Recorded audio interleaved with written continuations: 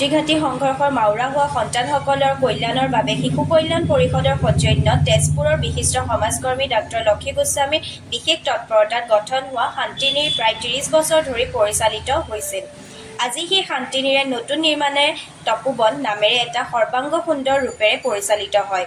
আজি এই তপোবনৰ গৃহটি আনুষ্ঠানিকভাৱে অসমৰ মুখ্যমন্ত্ৰী ডাক্তৰ হিমন্ত বিশ্ব শৰ্মাই শুভ উদ্বোধন কৰে।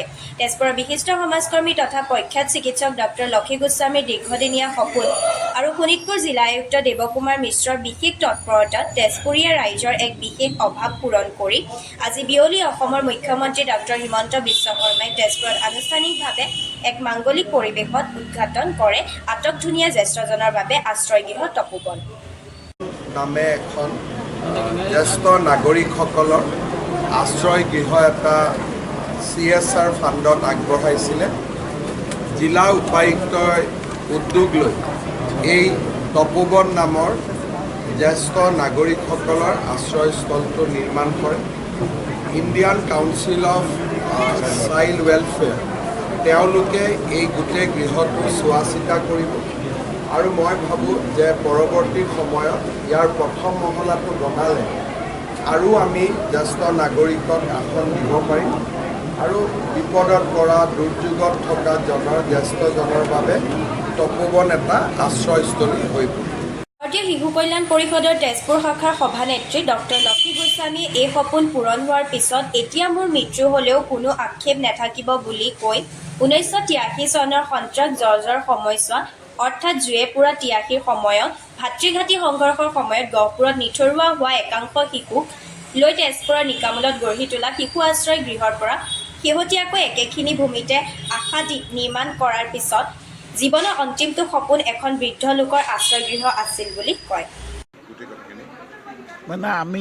মই তেতিয়া ভাবাই নাছিলোঁ যে 1983 চনত সেই 83 চনটোক তেতিয়া অসমৰ মানুহে জুয়ে পুৰা 83 বুলি কৈছিলে।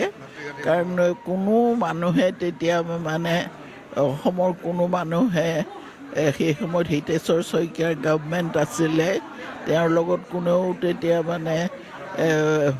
হেৰি কৰা নাই। নকৰাৰ পিছত তাৰপিছত কোনোমতে ইলেকশ্যনটো হৈ গ'ল। ইলেকশ্যন হৈ যাওঁতে আপোনালোকে শুনি আচৰিত হ'ব যে তেজপুৰ কনষ্টিটুৱেঞ্চিৰ পৰা কেইজনে ভোট দিলে জানেনে? 73জনে। 73জনৰ ভিতৰত আকৌ কোনে দিলে? এই যে চাৰ্কিট হাউচৰ ওচৰত এক বিহাৰীপট্টি এটা আছে, তাত বৃন্দা ৰয় বুলি এক ভদ্ৰলোক আছিলে। তেখেতে গোটাই মেলি 73জনক বাহিৰৰ কুঁৱা এটা আছিলে, কুঁৱাটোৰ ওপৰত টেবুল এখন পাৰি পেলাই তাৰপিছত তাতেই ভোট দি পেলাই সেই 73জনক যিয়ে জিকিছে তেওঁ জিকিলে আৰু সেয়া হ'ল নবীন চন্দ্ৰ কাঠহাজৰিকা জিকিলে। পিছত তেখেত গৈ পেলাই স্পীকাৰ ডেপুটি স্পীকাৰ হ'ল। সেই তেতিয়াৰ পৰা আৰম্ভ কৰি তাৰপিছত তেওঁ সেই সময়ত নন এলাইন মুভমেণ্ট হৈ আছিলে। কিউবাৰ প্ৰেছিডেণ্ট আমাৰ ইয়ালৈ আহিছিলে, তেতিয়া তেওঁৰ পৰা ইন্দিৰা গান্ধীয়ে নন এলাইন মুভমেণ্টৰ চেয়াৰমেনশ্বিপটো ল'ব আৰু সেইটো লোৱাৰ সময়ত যেতিয়াই আৰব ৱৰ্ল্ডত গোটেই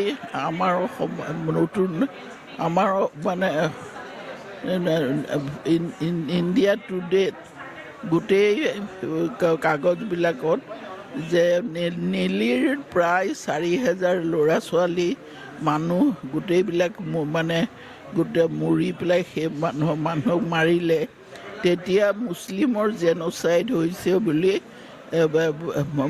মিডল ইষ্টত সেইটো গণ্ডগোল লাগি গ'ল আৰু সেই নন এলাইন মুভমেণ্টৰ কাৰণে মিডল ইষ্টৰ কোনো চৌদি আৰবিয়াকে আৰম্ভ কৰি কোনো ৰিপ্ৰেজেণ্টেটিভ ইয়ালৈ নাহিলে।